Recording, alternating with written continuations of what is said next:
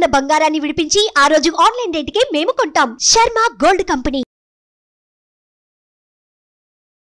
నమస్తే రమ్మగారు. నమస్తే జయ. రమ్మగారు, ఈ మధ్య మీరు తీర్థయాత్రలు బాగా చేస్తున్నారండి. వారం వారం వెళ్ళిపోతున్నారా ఇంచుమించుగా? ఏదో కుదిరితే జయ, వారం వారం కుదరట్లేదు, కొంచెం గ్యాప్ వచ్చేసింది కానీ వెళ్ళాం మళ్ళీ ఒక ఆదివారం నాడు. మైసూరు వెళ్ళొచ్చాక ఇదేనా మళ్ళీ వెళ్ళొచ్చారా? మొన్నేనా? మైసూరు వెళ్ళాక మధ్యలో ఇంకేదో చిన్న ట్రిప్ చేసాము. ఓకే. అది పెద్ద చెప్పుకోదగింది కాదు, వెళ్తూ ఉన్నదే. ఓకే. ఈసారి ఎప్పుడు వెళ్ళని క్షేత్రానికి వెళ్ళాం. ఎస్, కోటప్పకొండకు వెళ్ళొచ్చారు. ఏం మొక్కుకుని వచ్చారు కోటప్పకొండకి వెళ్ళి? అసలు మామూలుగానే గుళ్ళో నాకు బుద్ధి ప్రసరించదు జయ, మనసుకి ఏమీ రాదు. ఏమీ రాదు. అంటే అది అడగాలి ఇది అడగాలి చెప్పాలి అటువంటివి తట్టవు. ఇంకా అలా చూస్తూ ఉంటా, ఏదైనా మననం చేసుకుంటాను. ఆ శ్లోకం మీదో స్తోత్రం మీదో దేని మీదో ఒక దాని మీద మనసు ఉంటూ ఉంటుంది. అది జరిగేది చూస్తూ ఉంటాను. విగ్రహాలు స్వరూపాలు విష్ణు స్వరూపాలు అవి అయితే ఇక భయం మర్చిపోయి ఏడు చేసుకుంటూ ఉంటాను. తన్మయత్వం పొందుతాను, మై మర్చిపోతాను అనమాట. శివాలయాల్లో అయితే శివనామస్మరణ చేస్తుంటే ఒక ఊహ రాదు నాకు. ఇంటికి వచ్చేటప్పుడు అనుకుంటా పిల్లల పేర్లు తలుచుకుంటే బాగుండేది అని. ఇంటి దగ్గర కూర్చున్నప్పుడు దేవుడి దగ్గర కూర్చుంటాను చూడు, అప్పుడు నేను ప్రతిరోజు చెప్పుకుంటాను ఇలా ఇలా అందరి పిల్లల పేర్లు చెప్పుకుంటాను. మా ఇంట్లో ఎవరికైనా సరే సద్బుద్ధి కావాలి పిల్లలందరికీ. వీళ్ళేమి దురభ్యాసాలు దురాచారాలు దుర్వ్యవసాయాలు పోకుండా స్నేహాలకి వెళ్ళకుండా మంచి పద్ధతిగా జీవితం జీవించాలి. ఇతరులను ఇబ్బంది పెట్టకూడదు, ఆడపిల్లలు ఉసురు పోసుకోకూడదు. అలాంటి కొన్ని వాక్యాలు ఇంట్లో చెప్పుకుంటాను నేను ప్రతిరోజు నిత్యము. రాముడికి ఇదంతా ఈ లిస్ట్ అంతా నివేదన చేసే అలవాటు ఉంది. సూపర్. కానీ గుళ్ళోకి వెళ్తే ఆ ఊహ రాదు నాకు. అంటే ఆ ప్రదేశంలోని ఎనర్జీకి అలా లోబడిపోతానన్నమాట. అడగాలి కనుక్కోవాలి చెప్పాలి ఇలాంటి ఊహలు అసలు రావు. కాదు రమ్మగారు, ఇప్పుడు ఒక ఆలయానికి వెళ్లే ముందే మీరు ఎప్పుడైనా అనుకుంటారా ఈ క్షేత్రం నేను దర్శించాలి అట్లా అనుకొని వెళ్తారా, లేకపోతే చూడాలి అనే ఒక ర్యాండమ్ గా వెళ్ళిపోతుంటారా? దర్శించాలనే. ఈ గురుక్షేత్రం కదా కోటప్పకొండ, మనం లాస్ట్ ఇయర్ కోటప్పకొండ ఈ క్షేత్రానికి వెళ్తే చదువు బాగా వస్తుంది, ఇది దక్షిణామూర్తి క్షేత్రం గురుక్షేత్రం అని. అవునండి. నాకు దీని వివరాలు చాలా చిన్నతనం నుంచి తెలుసు. ఇక్కడ ఉన్న ప్రత్యేకత చిన్నతనం నుంచి తెలుసు కానీ నేను వెళ్ళలా. మన పరిస్థితి ఎట్లా ఉందంటే నేను ఒక క్షేత్రం గురించి చదివి తెలుసుకుని చెప్తాను. అవును. ఒక వితిన్ నో టైం నేను అక్కడికి వెళ్ళిపోతున్నా. అందుకని క్షేత్రాలు చెప్పించండి అని అడుగుతుంటాను అప్పుడు ఏదైనా కొత్త క్షేత్రం చేద్దాము అని. అవునవును. ఈ కోటప్పకొండకి 5-6 సార్లు బయలుదేరాం, కుదరలా. ఓకే. నాకు పిల్లలిద్దరినీ తీసుకెళ్లాలని. ఆ క్షేత్రంలో అడుగుపెట్టిన వాళ్ళకి గురుబలం పెరుగుతుంది. గ్రహస్థితిలో గురువు నీచంలో పడి ఉంటే గనక అందులో కొంత మార్పు వస్తుంది, పిల్లలకి విద్యాభివృద్ధి కలుగుతుంది. ఇది మనం వీడియోలో చెప్పాం. ఓకే. ఇది చూడాలంటే హైదరాబాద్ నుంచి వెళ్ళాలి, కొంచెం 4-5 గంటల ప్రయాణము. అక్కడ పరిస్థితులు అవి సరిగా తెలియదు. ఇలా ఏదో ముందు వెనక ఆడి పిల్లలిద్దరికీ కలిసి రాక వాళ్ళ ముగ్గురికి కుదిరితే నాకు కుదరక మనం ఆదివారాలే మా ఫ్రీ టైము ఇలా కొంచెం ఆలోచించి మొత్తానికి మొన్న ఆదివారం నాడు వెళ్ళొచ్చేసాం. బాగా జరిగిందండి, చాలా బాగా అయింది. మా డాక్టర్ గారికి తెలిసిన మా ఫ్రెండ్స్ ఎవరో వారి ఫ్రెండ్స్ ఎవరో అక్కడ ఉన్నారు, అదొక అవకాశం లభించింది. భగవంతుడి అనుగ్రహం అలా కలిసి వస్తుంది. నేనేమనుకుంటాను, నేనేం అడగక్కర్లా, ఫలానా కోరిక ఇది చెయ్యి అది చెయ్యి అని భగవంతుని మనం కోరుకోకర్లా. ఆయన తెరిపిగా దర్శనం ఇచ్చాడు అంటే అంతే, నాకు కావాల్సిందేదో లేదా నాకు రావాల్సిందేదో ఇచ్చేస్తాడు కదా. దర్శనం బాగా అవ్వాలి. మనం కోరికలు అంటావా అదన్నీ మనుషులకి ఎవరెవరి మనస్తత్వాన్ని బట్టి వాళ్ళు చేస్తారు. ఎక్సలెంట్ దర్శనం. సన్నిధిలో మొట్టమొదటి నేనే కూర్చున్నా. నా పక్కనే వరుసగా అందరు కూర్చున్నారు. అదే కాదు, అభిషేకానికి కూర్చున్నాం మేము. అందరి అభిషేకం చేసిన పాలు గిన్నెలు బిందెలు పువ్వులు పళ్ళు అన్నీ నా చేత్తో నేనే గుమ్మం మీద పెట్టాను. అది కూడా ఒక అదృష్టం కదా. ఇంకా రమ్మగారు, ఇప్పుడు ఆలయంలో మనం చేసే ప్రతి పని కూడా అది నిజంగా ఒక అదృష్టం కిందే భావించాలి కదండి. అవును. పొద్దున్నే బయలుదేరాము, మార్నింగ్ 5 o'clockకి. దాదాపుగా 10-10:30 అట్లా చేరిపోయాం. యాక్చువల్లీ నేను స్నానాలు చేయకుండా వెళ్ళాము టెంపుల్కి, నాకు సిద్ధాంతం. వీళ్ళేమో రూమ్ ఏదో దొరుకుతుంది మనకి, మేము అక్కడే స్నానం చేస్తామన్నారు. నేను మాత్రం తెల్లవారి స్నానం చేసి దీంట్లో దీపారాధన చేసుకుని నా దేవుడికి నేను ఒకసారి దండం పెట్టుకుని అప్పుడు బయలుదేరి. నేను ఇలాగే చేస్తా. ఓకే. దీపం పెట్టకుండా బయటికి వెళ్ళలేకపోతాం, అలవాటు అయిపోతే. వీటికి మరి 4ంటికి బయలుదేరి మరీ మధ్య 1 గంటకి రాత్రి 12ంటికి బయలుదేరుతాను చూడు, వాటికి చెయ్యను. కానీ మార్నింగ్ ఫ్లైట్ ఎక్కాలన్నా నేను దీపారాధన చేసుకోవాల్సిందే. స్నానం చేస్తే ఒక కుంకుమ బొట్టు పెట్టుకోవటం, ముందు గబగబా స్తోత్రాలు ఏవో రెగ్యులర్గా చదివేవి కొన్ని చదువుకుని దీపం పెట్టేస్తా. ఓ పండు ఏదైనా నైవేద్యం పెట్టుకుంటాను. ప్రయాణంలో చదువుకుంటా మిగిలినవి. మొత్తం చదవను. నా మొత్తం చదివితే 45 minutes ప్రోగ్రామ్ నాది. ఓకే. అందుకని రామాయణ పారాయణ కూడా ఒకటి ఉంటుంది కదా, అది చేత్తో పుచ్చుకున్న పుస్తకం కూడా. సో కారులో చదువుకున్నాను. బయలుదేరిపోయాము. 10-10:30కి చేరాము. నా పిల్లలు అయినా స్నానాలు అవి చేసేసారు. ఎంత బాగుందో జయ, చాలా దూరం నుంచే కొండ కనపడుతుంది. 700 మెట్లు ఉన్నాయట. మెట్లెక్కి కూడా వెళ్ళొచ్చు. పాతకాలంలో అందరూ మెట్లెక్కే వెళ్ళేవాళ్ళు. మరి తర్వాత కాలంలో, ఇటీవల కాలంలో చక్కటి ఘాటు, హెయిర్ పిన్ బెండ్స్ ఉన్నాయి. బాగుంది. రోడ్డు చాలా ఎక్సలెంట్గా ఉంది, బ్రహ్మాండంగా. చాలా దూరం నుంచే మనకి దేవాలయపు ఇవి కనిపిస్తాయి.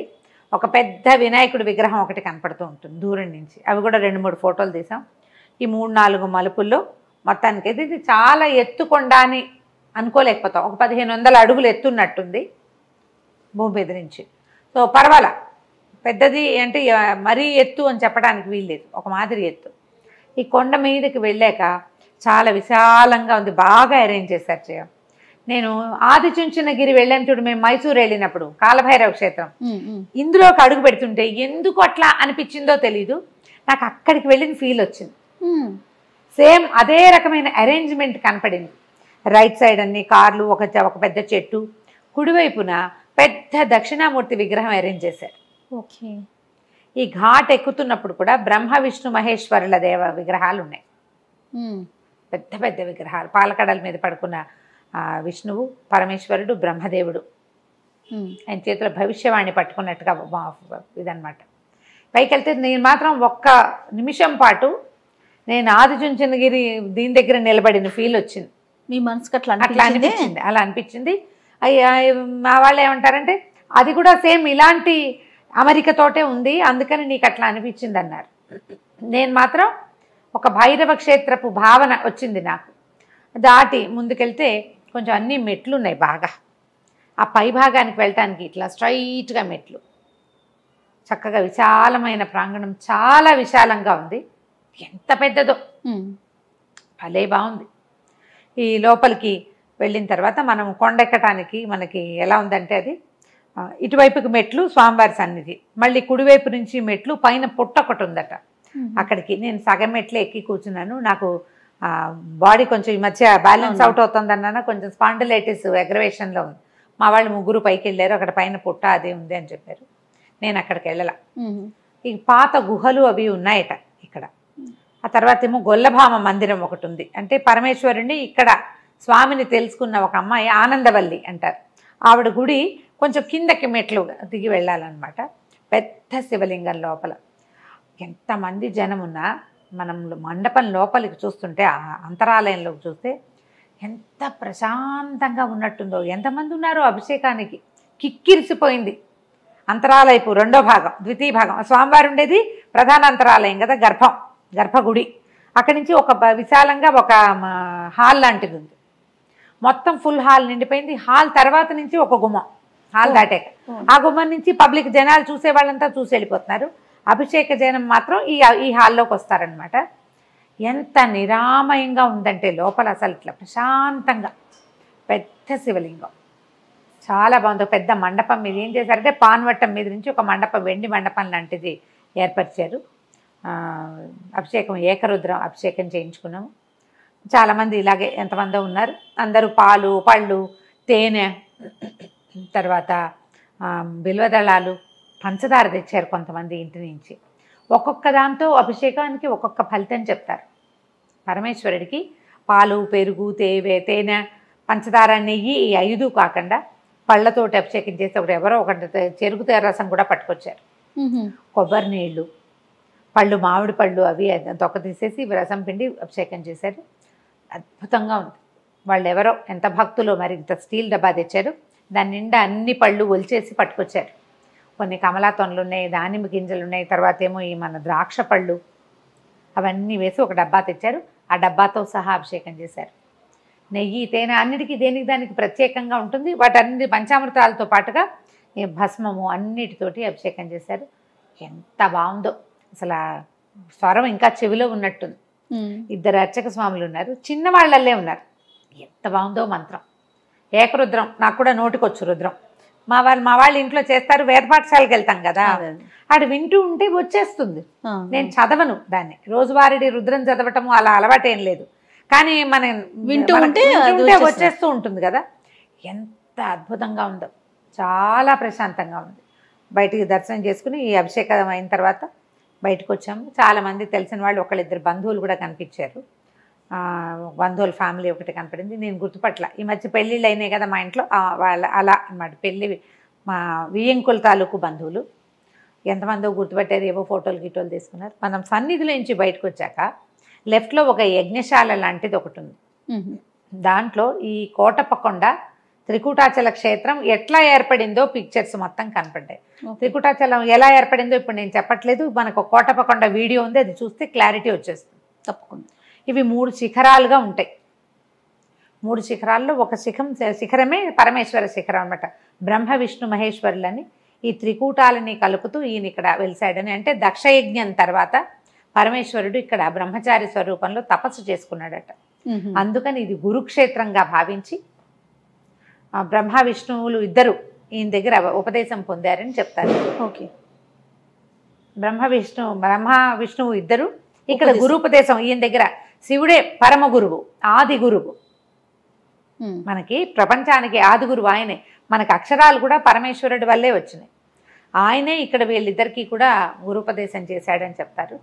ఎంత చక్కగా ఉందో దేవాలయం, చాలా బ్యూటిఫుల్గా ఉంది. ఈసారి అంటే సండే సార్థకమైంది అనిపించింది. మేము ఈ దర్శనం చేసుకుని ఇక్కడ అమ్మవారు కనపడరు. ఎందుకంటే ఇది బ్రహ్మచారి స్వామి, ఇక్కడ తపస్సు చేసుకున్నాడు. ఆ దక్షిణామూర్తి స్వరూపంలోనే ఇక్కడ వెలుసున్నాడు. దక్షిణామూర్తితో మనకు అమ్మవారు కనపడదు కదా, ఇది ఒక ప్రత్యేకమైన స్వరూపం కలిగిన దేవాలయంగా చెప్పుకోవాలి.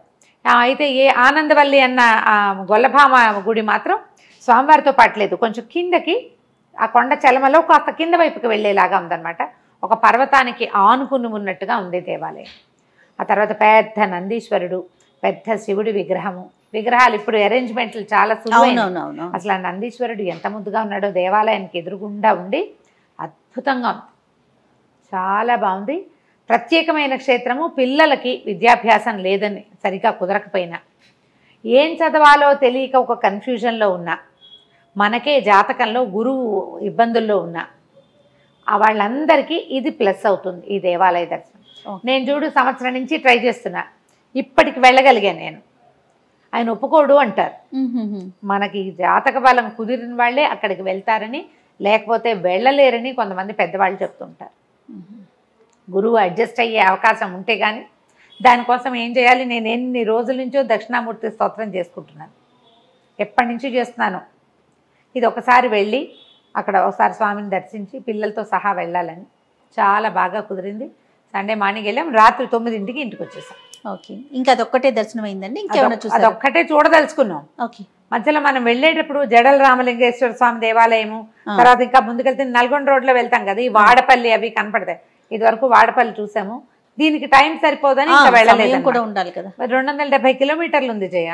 అవును, మరి ఇంకా మధ్యలో ఇంకేమైనా పెట్టుకుంటే కుదరదు కదా. మధ్యాహ్నం ఖాళీగా ఉంటాం, కానీ మధ్యాహ్నం వేళ ఏ దేవాలయ దర్శనం కుదురుతుంది? అవును, ఇది ఉదయం నుంచి 1 గంట దాకా ఇంచుమించు ఓపెన్ ఉంటుంది ఈ దేవాలయం. తర్వాత మళ్ళీ మధ్యాహ్నం 3 నుంచి మళ్ళీ రాత్రి దాకా ఉంటుందట. మధ్యలో ఒక 2 గంటలు స్వామికి విరామం ఇస్తారు. చక్కగా అభిషేకం అయిపోయాక మంచి పెద్ద 5 పడగల నాగేంద్ర స్వామి ఇదిలాగా పెట్టారు, కవచంలాగా వెనక నుంచి ఒక నాగ పడగ స్వామివారికి చక్కగా అలంకారం చేసి, శివలింగానికి చక్కగా అలంకారం చేశారు. ఎంత కన్నుల పండుగగా ఉందో. అభిషేకం కూడా చాలా ఎక్సలెంట్గా అయింది. చాలా అంటే మనకి హార్ట్ ఫీలింగ్గా అనిపించింది అనమాట. తృప్తిగా ఉంది. దర్శనం బాగా చేయించారు.